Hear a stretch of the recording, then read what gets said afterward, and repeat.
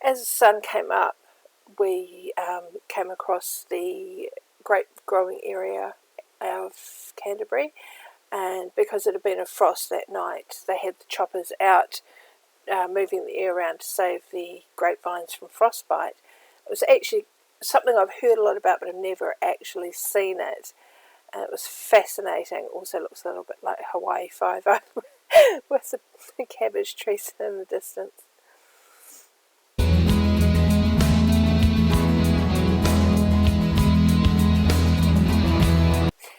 Big thanks to my cameraman, my 13-year-old son, who has never filmed in a moving car before.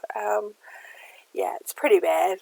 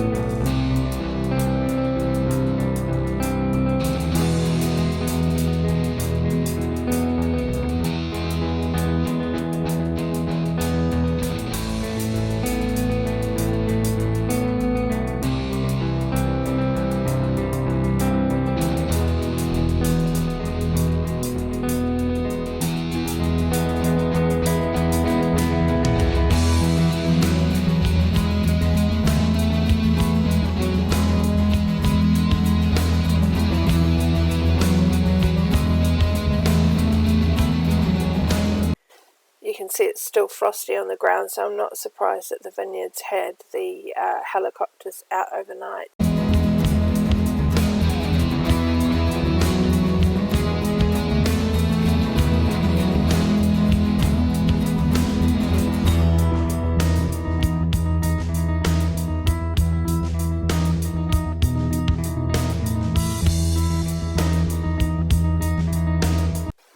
A lot of this footage is just my son practicing with my camera, learning how to focus it, zoom in, zoom out, hold it steady, things like that. And he did ask me to keep it all in, so I thought I would.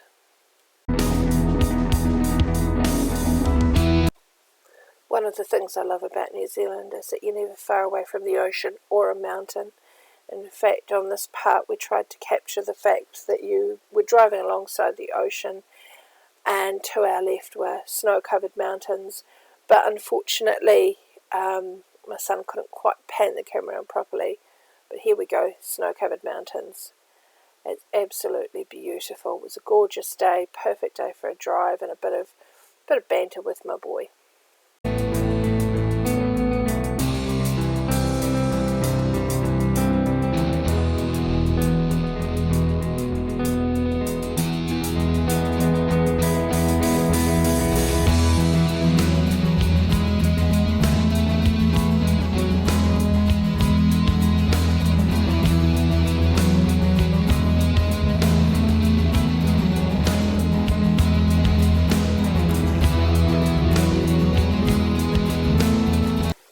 I travelled extensively with my parents as a child, and one of the things I used to love was going to see what we call Cobb Cottages, that are original cottages built by the early settlers. Often they're furnished. This is one I've been to frequently, and it, up until recently, was fully furnished with a couple of dummies in their dressed in period costume. But unfortunately, after I believe the Kaikoura earthquake, it was damaged, and some of the items inside were damaged, and it ended up just an empty building. It's still standing, which is really good to see.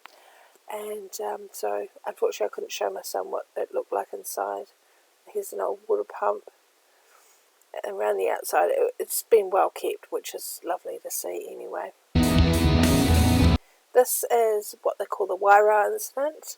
I'm not sure if you can read that properly, but there's a can there, which is, as you see, Thomas John Thompson was a surveyor, and he was doing his surveys in 1843, and this is what happened.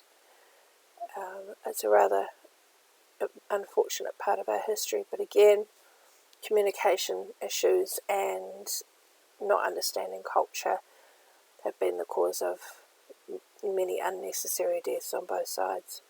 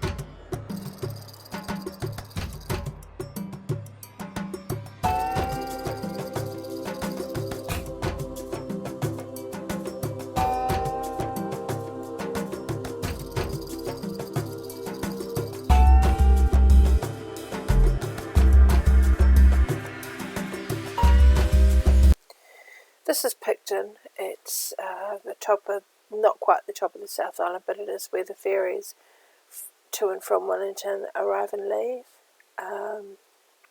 They've got this beautiful war memorial here. It's obviously a tribute to a few wars that the boys from Queen Charlotte Sounds have been in. And of course you must name the dead, which is vitally important for respect for them.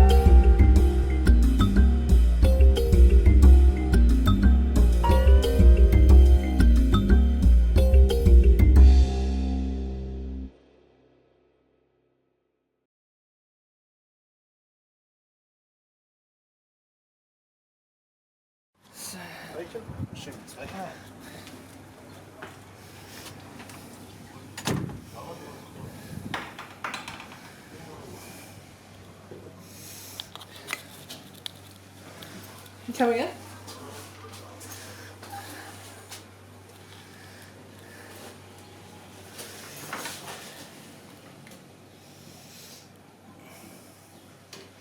Door closed. Please press button to lock. Door locked. Your maximum use time is 10 minutes. Press button to unlock door.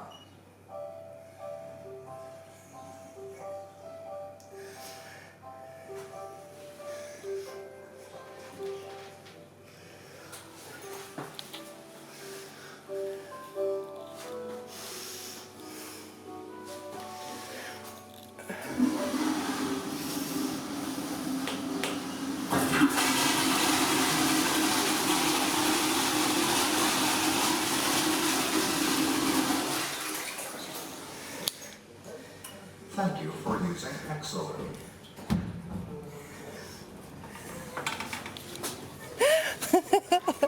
I've never seen a person.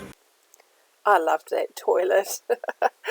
So that's the end of the first part of my trip with my son. If you like that, tune in for a couple more. Wasn't much because it was a holiday. And don't forget to like, comment down below if you want to, subscribe if you enjoyed this, and I'll see you on the next one. Thank you. Bye.